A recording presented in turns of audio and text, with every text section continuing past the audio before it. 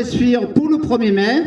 Et donc il y a quand même une belle assemblée, donc ça fait quand même plaisir. Et donc on vous remercie d'être venus. Le 1er mai, journée internationale de lutte des travailleurs et des travailleuses, a cette année un sens particulier. Alors que les guerres se propagent pour les profits des quelques-uns, les syndicats appellent partout sur la planète les salariés à manifester pour défendre la paix juste et durable. C'est-à-dire non pas aux conditions des agresseurs, mais dans le respect du droit international. Racisme, antisémitisme, discrimination, partout le poison de la division progresse, instrumentalisé, voire organisé par l'extrême droite et les médias des milliardaires.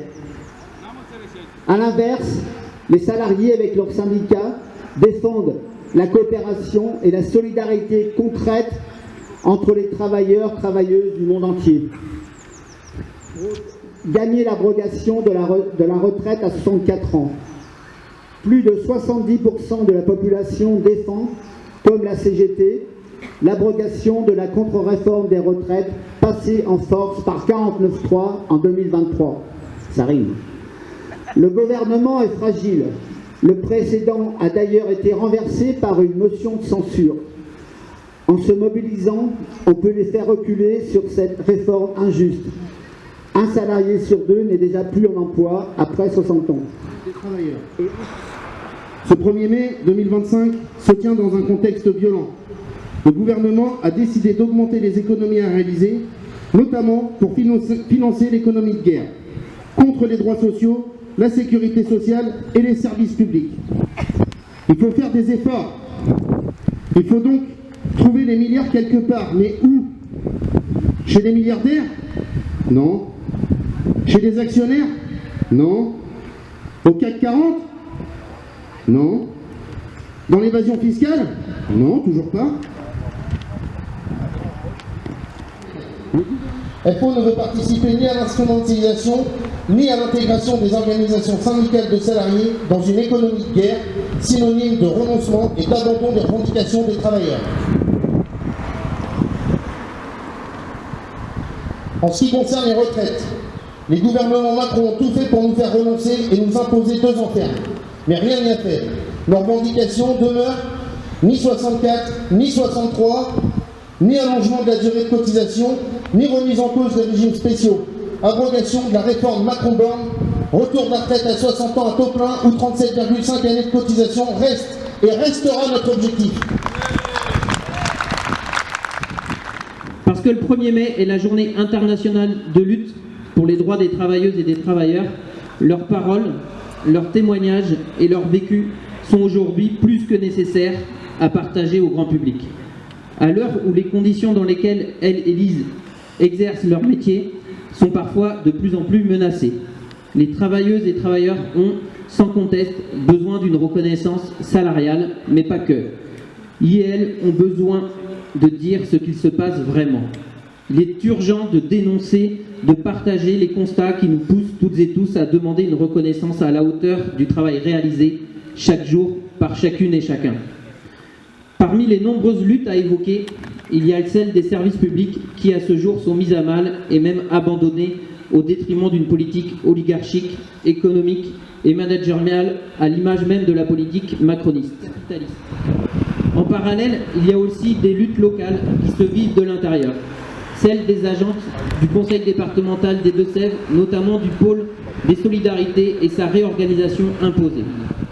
Aujourd'hui, cette réorganisation a été imposée aux agentes par le prisme de dirigeants, sans se soucier des réels besoins de la population. Cette lutte exprimée aujourd'hui ne se trouve pas qu'ici, elle se trouve partout. Cette lutte exprimée aujourd'hui se trouve partout ailleurs, mais aussi se trouve ici.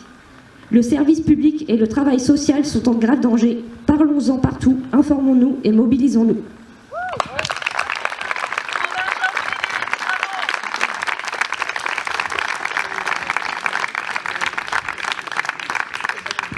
Chiché, chez A3 Confection, Gévana. Donc les salariés ont fait grève mardi parce que Ça fait plusieurs mois que leur salaire ne tombe pas à date fixe. Et le dernier mois, le salaire du mois de mars, il a été versé que 75%. Les salariés ont reçu que 75% de leur salaire et le reste 10 jours après. Donc ça peut pas. C'est quand même très compliqué. Donc c'est la raison pourquoi elles ont fait grève mardi. L'employeur a déposé une demande de redressement judiciaire et la décision va être annoncée mardi prochain. En tous les cas, elles sont très inquiètes de leur avenir, sont très inquiètes pour l'entreprise et c'est beaucoup de salariés ont 30 ans, 25 ans, 30 ans, 35 ans, 40 ans d'ancienneté dans l'entreprise. Il faut un maximum les soutenir et donc il y en a quelques-uns qui sont là. Elles ont fait une action mardi dernier, c'était la première fois pour la plupart qui faisaient grève dans leur entreprise, donc c'était un grand pas en avant, voilà, je trouve. Voilà, donc on peut les féliciter.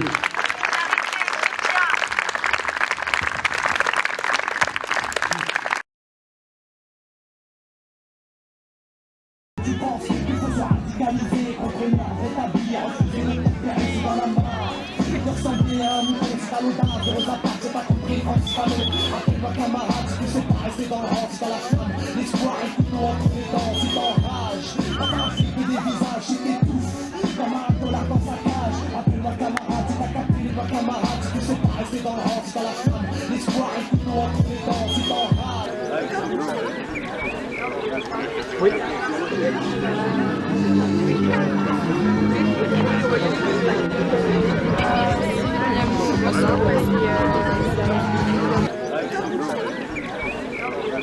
Oui.